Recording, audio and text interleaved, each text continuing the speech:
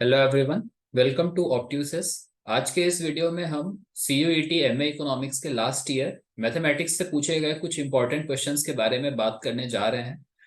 तो वीडियो को शुरू होने से पहले जो लोग भी चैनल पर नए हैं उनसे हमारी हम्बल रिक्वेस्ट है, प्लीज चैनल को सब्सक्राइब जरूर कर लीजिए, जिससे आप तक रेलेवेंट इन्फॉर्मेशन समय के साथ पहुंचती रहे। और जो हम ये नए नए क्वेश्चंस करा रहे हैं, नए नए कंसेप्ट आपको दे रहे हैं, वो भी टाइमली आप तक पहुंचता रहे। इसलिए वीडियो को सब्सक्राइब जरूर कर लीजिए, चैनल को सब्सक्राइब जरूर कर लीजिएगा। और आज हम दो क्वेश्चन डिस्कस करने वाले हैं, दो बहुत ही ज्यादा इंपॉर्टेंट क्वेश्चंस हैं और उससे रिलेटेड सारे कंसेप्ट हम देखेंगे। तो अंत तक हमारे साथ जरूर बने रहिएगा। आई गेस अभी तक आप लोगों ने चैनल को सब्सक्राइब जरूर कर लिया होगा। So let's start the video और let's move to the first question.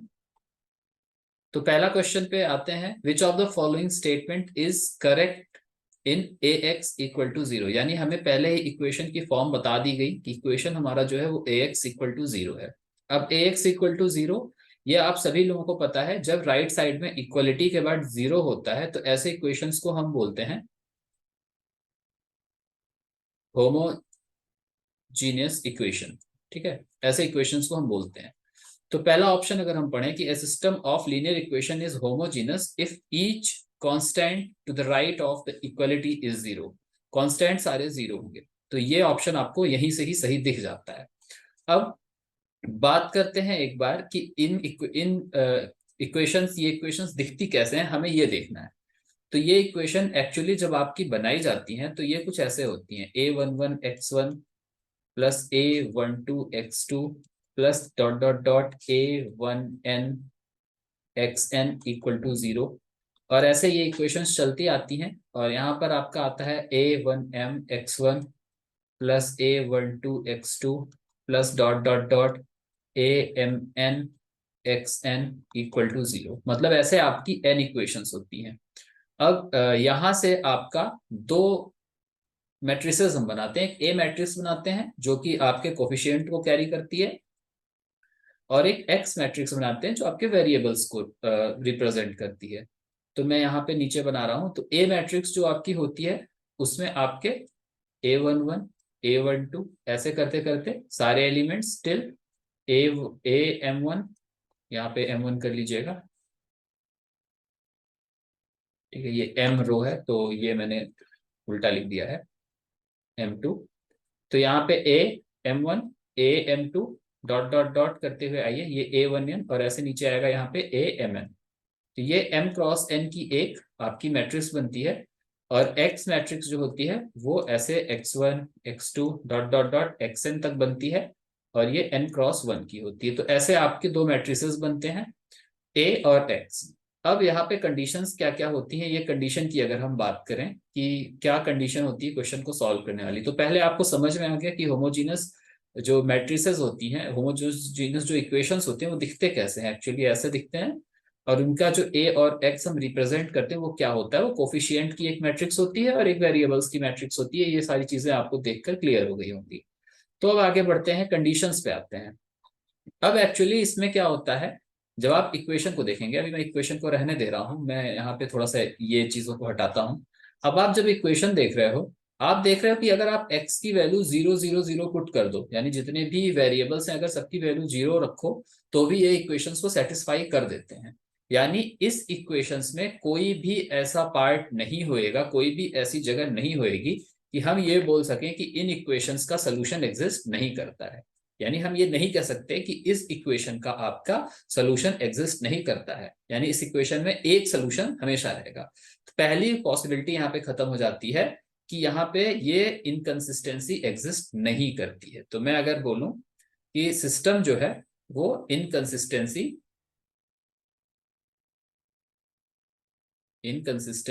Does not exist, यानी सिस्टम हमेशा कंसिस्टेंट रहेगा। हमेशा कंसिस्टेंट रहने का मतलब इसमें या तो आपके ट्रिवियल सोल्यूशन होंगे, मतलब 0 0 0 ट्रिवियल सोल्यूशन का मतलब, ठीक है, 0 0 0, या फिर आपके यहाँ पे इन्फिनाइट नंबर ऑफ सोल्यूशंस आएंगे, इन्फिनाइट नंबर ऑफ सोल्यूशंस आएंगे। तो ये दो केस होगा। तो यहाँ पे देखिए बी ऑप्शन भी इसलिए सही हो गया, ए ऑप्शन तो अभी डिस्कस किया ही था हमने, बी ऑप्शन भी सही हो गया। अब आते हैं तीसरे ऑप्शन पे। तीसरा ऑप्शन कह रहा है कि अगर अननोन ज्यादा है इक्वेशन में m is less than n, तो ये कंसिस्टेंट होगा और इनफिनाइट सोल्यूशन होगा। अब इसमें हम बात करते हैं कि अननोन ज्यादा है यानी n ज्यादा है m कम है। तो होता क्या है, जो आप ए मैट्रिक्स बनाते हैं, अगर ए मैट्रिक्स का डिटर्मिनेंट, अब इसकी कंडीशन हम देख लेते हैं कब ट्रिवियल होता है कब इनफिनाइट होता है। ट्रिवियल के लिए कंडीशन होती है कि rank of A equal to N होना चाहिए, यानी रैंक ऑफ ए मैट्रिक्स जो है वो आपकी क्या होनी चाहिए, एन। अब अगर रैंक ऑफ ए, ये क्या है, ट्रिवियल है, ठीक है, ये ट्रिवियल है। अगर अब रैंक ऑफ ए आपकी लेस देन एन हो जाती है तो हम बोलते हैं इनफिनाइट सोल्यूशन। तो यहां पे आता है इनफिनाइट सोल्यूशन। अब जो आपका यहां पर ये केस कह रहा है कि m लेस देन n, अब चलिए m लेस देन n के बारे में बात करते हैं। हम अगर रैंक निकाले, ठीक है, रैंक निकाले a की, वो आई m। अब रैंक ऑफ a क्या होगी, अगर आपका m क्रॉस n का मैट्रिक्स है, ठीक है, आप सभी लोग जानते होंगे, अगर आपने a मैट्रिक्स बनाया है m क्रॉस n ऑर्डर का, ठीक, तो rank of A will be minimum of m या n, इनमें से जो छोटा है वो होगा। n अगर आपका नंबर ऑफ वेरिएबल है और रैंक ऑफ m उससे छोटी आ रही n, यानी ये सेटिस्फाई कर रहा है इन्फिनाइट वाला केस। यानी आपका ऑप्शन नंबर सी भी सही है कि कंसिस्टेंट है बट ये इन्फिनाइट नंबर ऑफ सोल्यूशन होंगे। तो यानी आपके तीन ऑप्शन यहाँ पे करेक्ट दिख रहे हैं, ए बी सी, जो कि यहाँ पे सेकंड ऑप्शन है आपका करेक्ट है। डी ऑप्शन आपका गलत है। लीनियरली इंडिपेंडेंट नहीं होती है इक्वेशंस, लीनियरली डिपेंडेंट होती हैं ट्रिवियल सोल्यूशन के अंदर। अगर हम सोल्यूशन की बात करें तो आई गेस आपको तीनों ये जो केसेस हैं वो समझ आए होंगे, और साथ में आपको ये समझ आया होगा कि कैसे आप ये आंसर फाइंड कर रहे हैं, कैसे आप m क्रॉस n आप निकाल रहे हैं।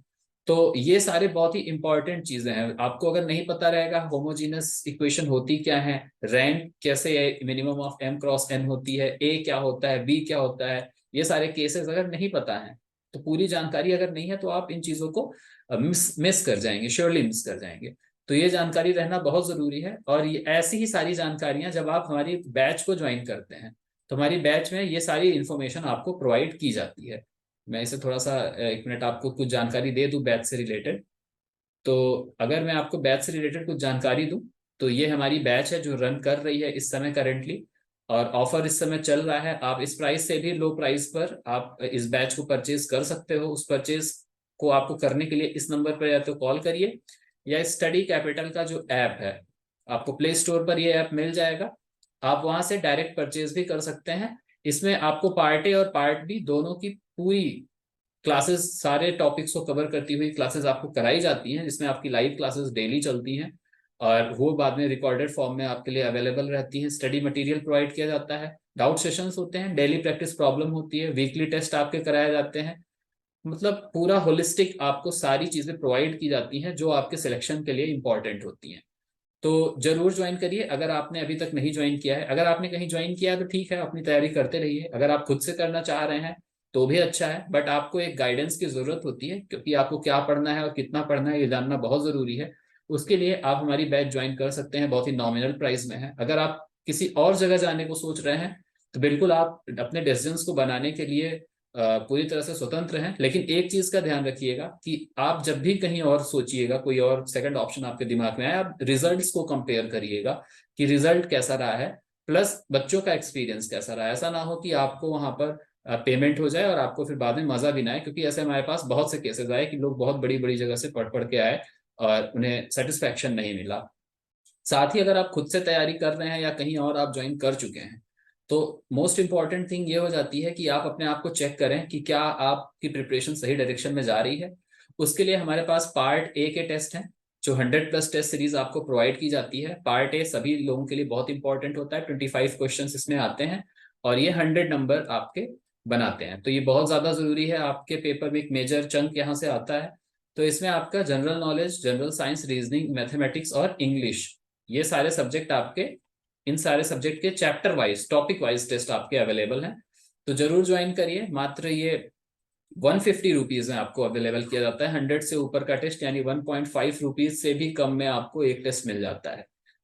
तो अगर आपको ज्वाइन करना है तो ये जो नंबर लिखा है इस पर आप व्हाट्सएप कर सकते हैं या इस पर आप कॉल कर सकते हैं। साथ ही अगर आप इकोनॉमिक्स की तैयारी कर रहे हैं और या तो खुद से तैयारी कर रहे हैं या किसी और कोचिंग से तैयारी कर रहे हैं, तो आप हमारी ये टेस्ट सीरीज ज्वाइन कर सकते हैं। इसमें भी 100 से ऊपर टेस्ट आपको ₹350 में प्रोवाइड किए जाते हैं। सेम नंबर पर आपको कांटेक्ट करना है।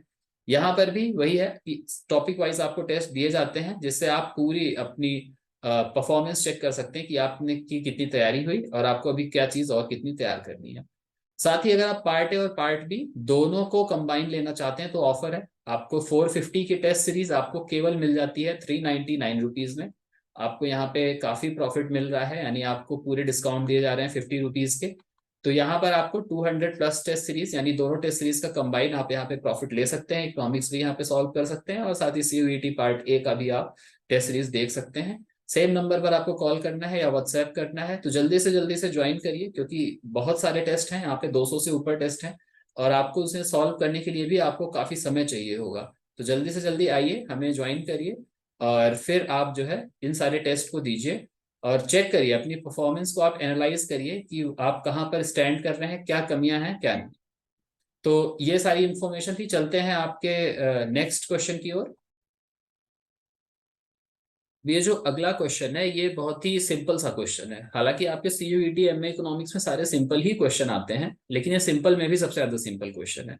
इसमें आपको एक फंक्शन का इन्वर्स फाइंड करना है। अब हो सकता है आप अपनी प्रिपरेशन में जब आप तैयारी कर रहे होंगे तो ये सारी चीजें पढ़े होंगे, अगर नहीं पढ़े होंगे तो पढ़ लीजिएगा। और जो लोग हमें हमारी कोचिंग में पढ़ रहे हैं उनको ये सारी चीजें ऑलरेडी कराई गई हैं और उनको बहुत अच्छे से ये सारी चीजें पता है कि कैसे आपको इन्वर्स फाइंड करना है, कैसे डोमेन फाइंड करना है, कैसे रेंज फाइंड करना है। ये सारी चीजें यहाँ बहुत ही अच्छे से कराई जाती हैं।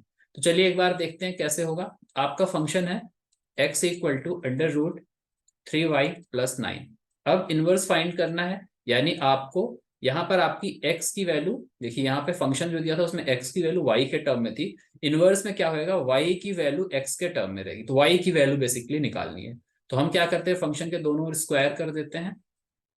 तो यहाँ से रूट हट जाता है। अब 9 को इस साइड भेजिए, x² - 9 = 3y और y इक्वल टू क्या आएगा, 1/3 टाइम x²-9। थोड़ा सा इसको ब्रैकेट को सिंप्लीफाई करेंगे, x²/3 - 3, यानी आपका option number 4 is the correct option. तो बहुत ही आसान सा क्वेश्चन था। उम्मीद है आपको इनवर्स फंक्शन समझ में आया होगा और सारी चीजें समझ में आई होंगी। इंपॉर्टेंट कंसेप्ट्स हैं, अगर आपको नहीं समझ आया कमेंट सेक्शन में लिखिएगा जो भी चीज नहीं समझ में आई है।